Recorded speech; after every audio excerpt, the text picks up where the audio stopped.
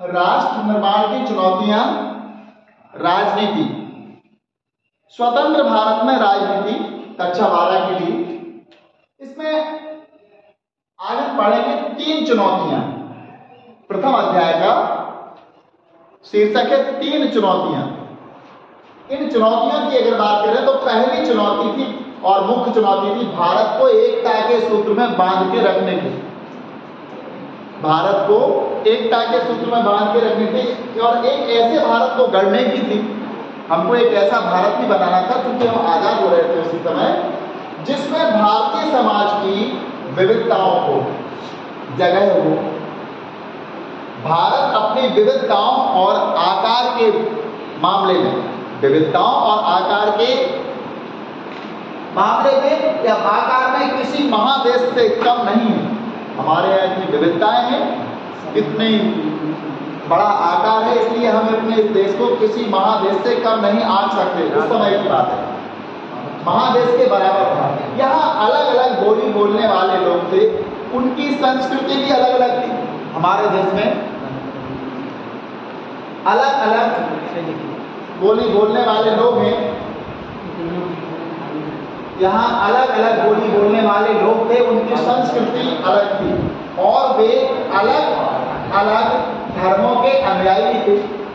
उनके धर्म भी अलग अलग थे, बोली अलग अलग, संस्कृति अलग अलग, धर्म भी अलग अलग। उस वक्त यही माना जा रहा था कि इतनी विविधताओं से भरे देश को ज्यादा दिनों तक एकजुट नहीं रखा जा सकता। लोगों का यही मानना था,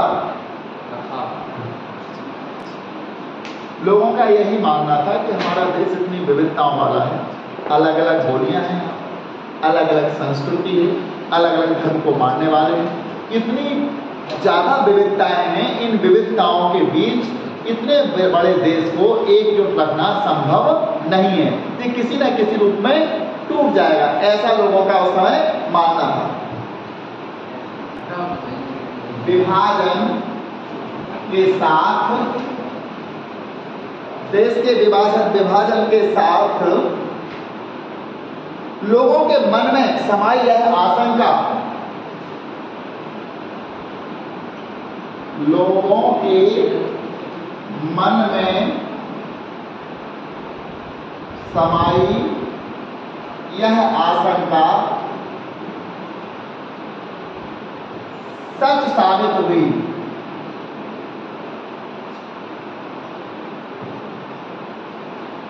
लोगों के मन में जो आशंका समाई हुई थी कि विविधताओं वाला देश है, इसको एकजुट कैसे रखा जा सकता है, और यह आशंका सच साबित हुई थी। और भारत के भविष्य को लेकर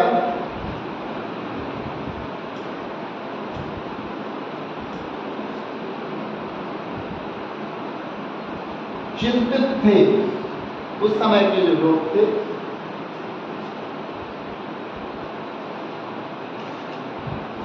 सच साबित हुई, भारत के भविष्य को लेकर लोग चिंतित थे। लोगों के मन में गंभीर सवाल थे, क्या भारत एक रह पाएगा? इन विविधताओं के बीच क्या भारत एक रह पाएगा? यहाँ विविध प्रकार की बोलियों को बोलने वाले लोग रहते हैं, या विभिन्न प्रकार की संस्कृतियों को मानने वाले लोग रहते हैं, विभिन्न धर्मों के अनुयायी हैं। ऐसी परिस्थिति में क्या भारत एक रह पाएगा? ये सबसे बड़ा सवाल था। इसके बाद अगला सवाल लोगों के अंदर था, क्या ऐसा करने के लिए भारत केवल राष्ट्रीय एकता पर जोर देगा और अन्य मुद्दों को तिलांजलि दे देगा? एक दूसरा सवाल है, यानी भारत को एक रखने के लिए क्या वो अन्य भारत की एकता पर जोर देगा और अन्य मुद्दों को तिलांजलि दे देगा? तीसरा सवाल एक और था हमारे अंदर,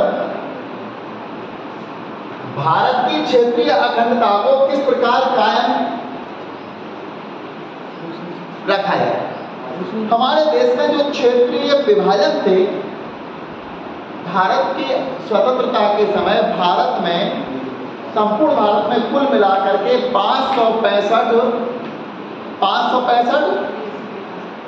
देसी रियासतें हैं, जिन पर ब्रिटिश लोगों का कोई आधिपत्य नहीं था। ऐसी 565 रियासतों के चलते क्या भारत अखंड रह पाता, एक रह पाता? संभव नहीं था। तो इस स्थिति से निपटने के लिए सबसे पहले यही देखा गया कि हमको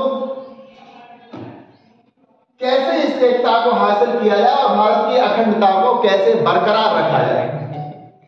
भारत की अखंडता को कैसे बरकरार रखा जाए, ये सारी चुनौतियां थी। ये पहली चुनौती थी हमारी।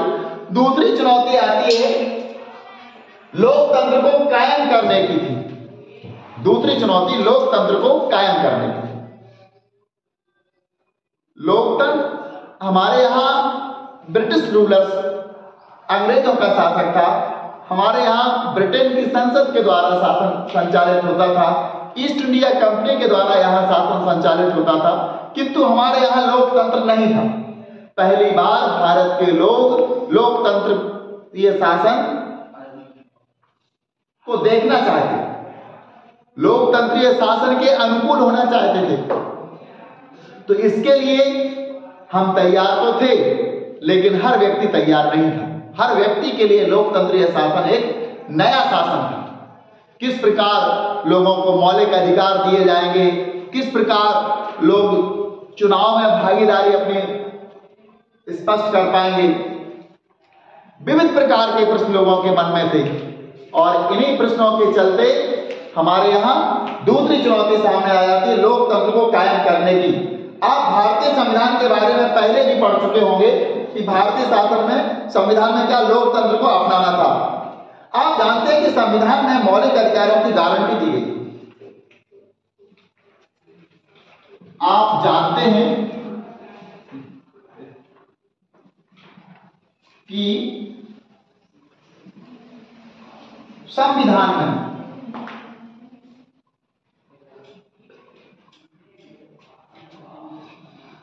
मौलिक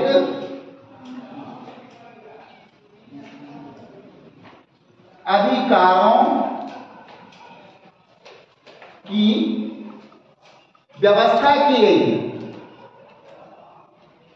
हमारे देश का संविधान जो था, इसमें मौलिक अधिकारों की गारंटी दी गई। तो किसी व्यक्ति को पहली बार मौलिक अधिकार दे दिया जाए तो वो किस प्रकार से रिएक्ट करता है। आप लोगों ने एक बहुत मजेदार बात सुनी होगी। हमारे एक हिंदी सिनेमा में एक मूवी आई थी नायक, इसमें अनिल कपूर की थी। पहली बार उसको मुख्यमंत्री बनाया गया। उसको ये कहा गया था कि आप मुख्यमंत्री बनके क्या करोगे, चलो एक दिन के लिए तुम्हें इस कुर्सी पर बिठा के देख लेते हैं, तुम बैठ जाओ, पता चल जाएगा इस कुर्सी में कितने कांटे हैं।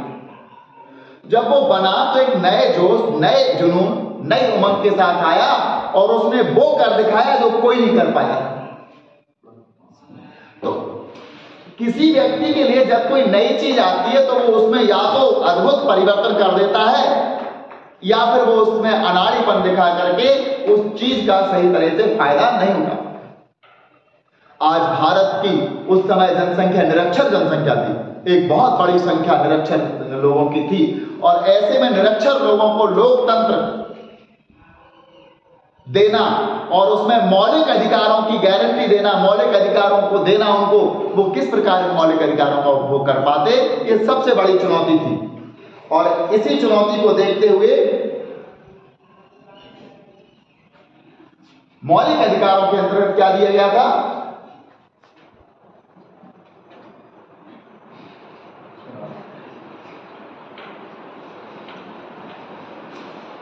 साथ ही उनको मतदान का अधिकार दिया गया था। कौन सा अधिकार दिया गया था? मतदान का अधिकार। अब वो अपने मत का प्रयोग करके देश का शासक चुन सकते थे, ये उनको अधिकार मिल गया था मौलिक अधिकारों की गारंटी के साथ ही। तो इस अधिकार को वो किस प्रकार से इसका उपभोग कर पाते,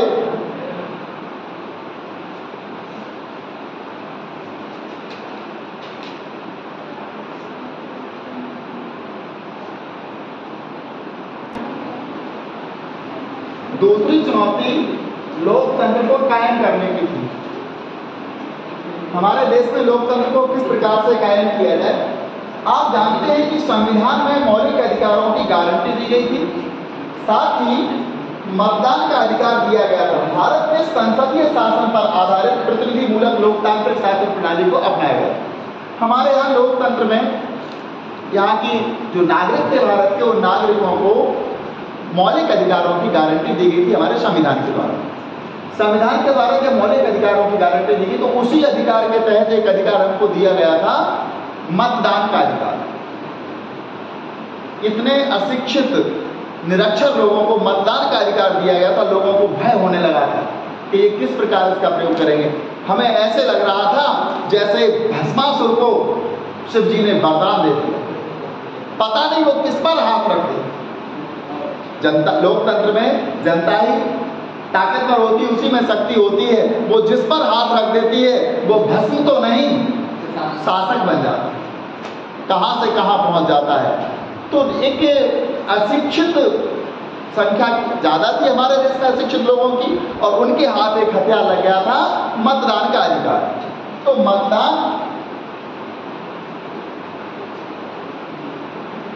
का जो अधिकार उनको दिया था, भारत में संसदीय शासन प्रणाली पर प्रतिनिधि मूलक लोकतंत्र की प्रणाली को अपनाया। संसदीय शासन, हमारे देश पर शासन करेगी संसद, और प्रतिनिधि मूलक लोकतंत्र प्रणाली। प्रतिनिधि मूलक का मतलब होता है जनता के चुने हुए प्रतिनिधि संसद में जाएंगे और वो शासन करेंगे, इसलिए इसको माना गया प्रतिनिधि मूलक लोकतांत्रिक या लोकतंत्र प्रणाली। जनता स्वयं नहीं जाती संसद में बैठने, जनता का शासन तो है, लेकिन जनता स्वयं ना जाकर के वो अपने प्रतिनिधि को भेजती है वहां पर संसद में पहुंचे। तो इस शासन प्रणाली को कहा गया प्रतिनिधि मूलक लोकतंत्र प्रणाली। ये हमारे देश की सरकार ने अपनाई थी, और यह बात सुनिश्चित, इन विशेषताओं से यह बात सुनिश्चित हो गई कि लोकतांत्रिक ढांचे के भीतर राजनीतिक मुकाबले भी होंगे।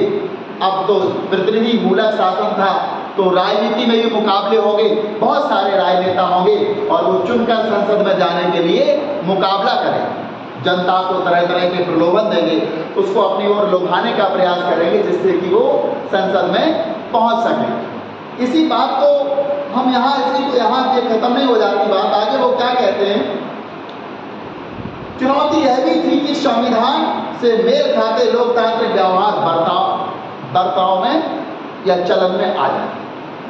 यानी प्रतिनिधि मूलक लोकतंत्र से मेल खाते विचार, संविधान के विचार वर्तमान चलन में आ जाएं। जो लोकतंत्र का विचार था, संविधान का विचार था, वो चलन में आ जाए।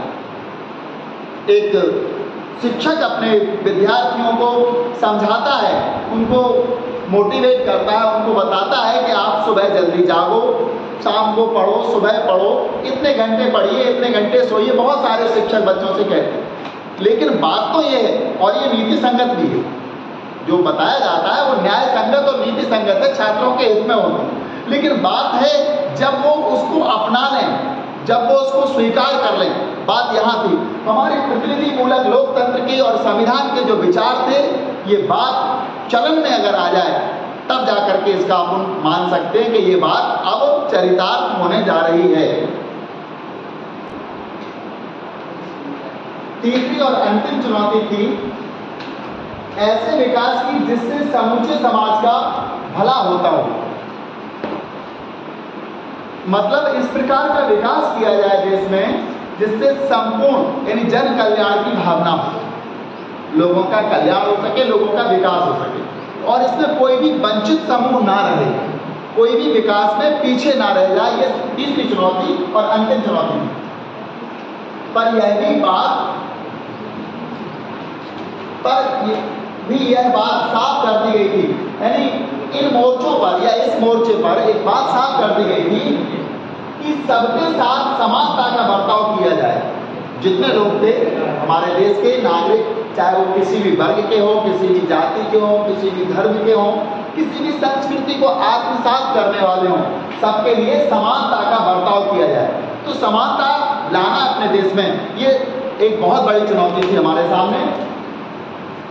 और सामाजिक रूप से वंचित तबकों, ये सामाजिक रूप से वंचित तबके कौन होते हैं? जो सामाजिक रूप से पिछड़ गए हैं। इन लोगों ने यह धारणा बना ली है कि हमारी तो नियति ही यही है।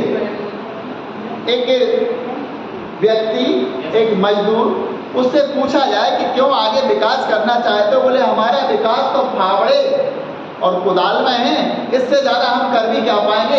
उसने अपनी नियति बना रखी है कि हमको यही करना है, आगे के लिए वो कुछ सोचता ही नहीं है कि हमें और आगे कुछ करना है। उसका तो एक ही नियम बना लिया है उसने अपने आप को। जैसे एक घोड़ा होता है टांगे में चलने वाला, टमटम में चलने वाला एक घोड़ा होता है, उस घोड़े को रोज रोज उसी टमटम में चलना होता है, तो वो क्या करता है, उसको एक आदत बन जाती है। अगर उसके पास उसका स्वामी पहुंचता है तो बस वो तत्काल समझ जाता है कि अब हमको एक टमटम में ले जाया जाएगा और हमें चलना है। उसके ऊपर अगर कोई जरा सी सामान भी रख देता है, कोई लकड़ी भी रख देता है इस प्रकार से, तो वो क्या समझने लगता है कि हमारे ऊपर टमटम का वो रख दिया गया है और अब हमें चलना है। उसको एक आदत बन जाती है। इसी प्रकार हमारे देश के जो बरसों से गुलामी की जंजीरों में जकड़े हुए थे लोग, उनको एक आदत बन चुकी थी कि हमारा विकास होने वाला नहीं है। हमारे यहाँ सामाजिक रूप से वो वंचित थे, उन तक कोई योजनाएं पहुंच नहीं पाती थी। सरकार जो योजना बनाती थी वो उन तक नहीं पहुंच पाती थी। वंचित का मतलब होता है रहित हो जाना। इस क्लासरूम में इतने लोग बैठे और हमारी आवाज यदि पीछे तक नहीं पहुंच रही है तो वो पीछे वाले हमारी आवाज से वंचित रह जाएंगे, हम जो समझा रहे हैं उससे वंचित रह जाएंगे। तो इसी प्रकार हमारे देश के बहुत से ऐसे तबके थे जो शिक्षित नहीं थे, जो देश का संविधान नहीं समझते थे, मौलिक अधिकारों का किस प्रकार प्रयोग करना ये भी नहीं जानते, तो जो एक वंचित समूह या वंचित तबका वो कहलाता था। तो वंचित तबकों तथा धार्मिक सांस्कृतिक अल्पसंख्यक समुदायों को, जो वंचित लोग थे जिन तक योजनाएं नहीं पहुंचती थी, पीछे रह गए थे जो विकास में, धार्मिक और सांस्कृतिक अल्पसंख्यक जो समुदाय थे, धार्मिक समुदाय जैसे हमारे यहाँ ईसाई, सिख, पारसी इत्यादि बहुत कम संख्या में थे, तो इन्हें धार्मिक अल्पसंख्यक समुदाय कहा जाता है। और ये अपने आप में पिछड़ गए थे। किसी देश में एक धर्म को मानने वाले चंद लोग ही हों तो वो अपने आप को पिछड़ा हुआ ही समझते हैं। अल्पसंख्यक समुदायों को विशेष सुरक्षा दी जाए, संविधान में ऐसा भी उल्लेख किया गया। वंचित समूह, धार्मिक और अल्पसंख्यक जो समुदाय हैं, इनको विशेष सुरक्षा संविधान के द्वारा दी जाए। संविधान ने राज्य के नीति निर्देशक सिद्धांतों के अंतर्गत लोक कल्याण, जो संविधान हमारा बना, संविधान में मौलिक अधिकार के साथ साथ नीति निर्देशक तत्वों की भी व्याख्या की गई है। नीति निर्देशक तत्व क्या होते हैं? राज्य से के लिए बाध्यता तो नहीं होती उनका पालन करना, लेकिन यदि राज्य तत्वों का पालन करती है, नीति निर्देशक सिद्धांतों का पालन करता है राज्य, तो निश्चित रूप से राज्य का विकास और नागरिकों का विकास होगा। राज्य से कहा जाता है, राज्य अपनी सामर्थ्य और अपनी शक्ति इसके अनुसार उससे कहा गया है कि वो अपने देश के बेरोजगार युवकों को बेरोजगारी भत्ता देगा तो अच्छा होगा। दूसरा, राज्य यदि अपने देश के नागरिकों के लिए, जो सीनियर सिटीजन हैं, वृद्ध हैं, इनको भी अगर पेंशन देता है, स्त्रियों को पेंशन देता है, तो देश इससे अच्छा होगा, लोगों को इससे फायदा पहुंचेगा। लेकिन ये इसके में एक कंडीशन लगा दी गई कि वो अपनी सामर्थ्य और शक्ति के आधार पर इन सब चीजों को करेगा। तो राज्य बाध्य नहीं है नीति निर्देशक तत्वों का पालन करने के लिए, लेकिन अगर करता है तो अच्छा होगा। जैसे हम डॉक्टर के पास जाते हैं, डॉक्टर हमको ट्रीटमेंट लिख देता है, एक प्रिस्क्रिप्शन लिख करके वो बता देता है कि आपको ये सुबह लेना है टैबलेट, ये शाम को लेना है, इंजेक्शन लेना है।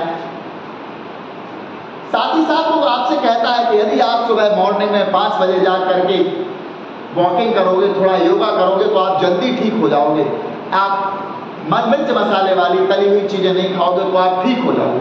तो ये क्या है? बाध्यता तो है दवा खाने की, लेकिन ये जो बात उसने लास्ट में सलाह दी है, ये नीति निर्देशक तत्वों की तरह है। यदि आप मानोगे तो जल्दी ठीक हो जाओगे, नहीं मानोगे तो भी ठीक होगे, लेकिन टाइम लगेगा।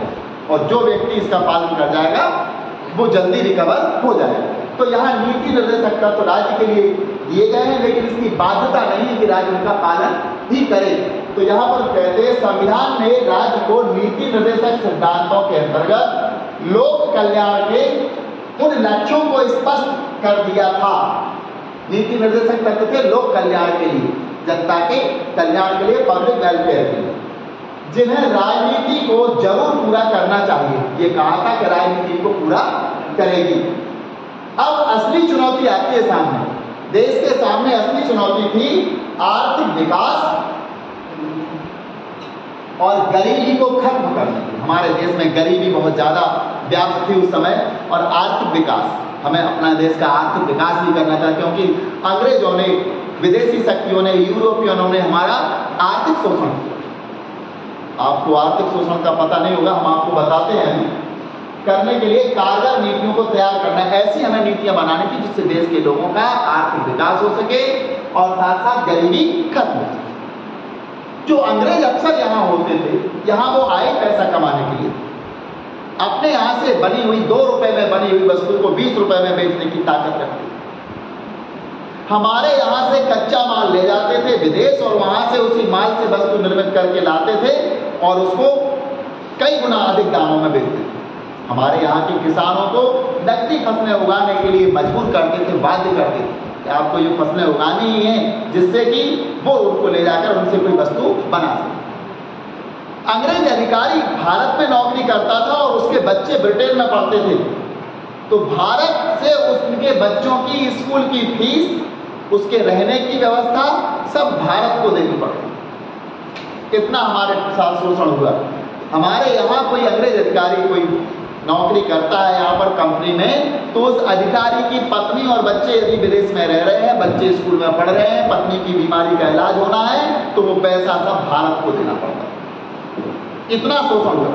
यानी एक प्रकार भारत से जो धन था उसका निष्कासन हो, विदोहन हो और विदेश ले जाया जाए। तो अंग्रेजों ने तो पूरे भारत को पहले अर्थविहीन कर दिया था। तो सबसे बड़ी चुनौती फिर हमारे सामने आती है गरीबी को खत्म करना। हमारे देश के लोग गरीबी और निर्धनता की बेड़ियों में जकड़ चुके थे, और आर्थिक विकास के लिए कारगर नीतियां बनाना, ये हमारे सामने सबसे बड़ी चुनौती।